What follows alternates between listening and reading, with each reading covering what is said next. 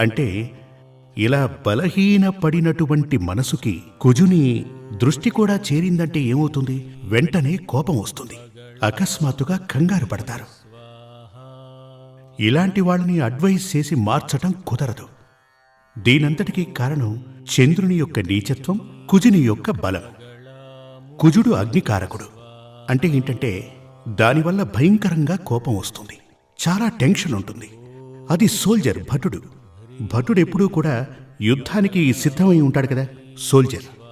ఆ విధంగానే ఇప్పుడు జాతకంలో గనక ఎలా ఉంటే కుజుని యొక్క సాన్నిహిత్యం లగ్నానికి లేక మనసుకి కారణభూతుడైనటువంటి చంద్రునికి పవర్ఫుల్గా గనక ఉన్నట్లయితే అతను చాలా టెంపర్ గలవాడై ఉంటాడు, గంభీరమైనటువంటి వాడై ఉంటాడు.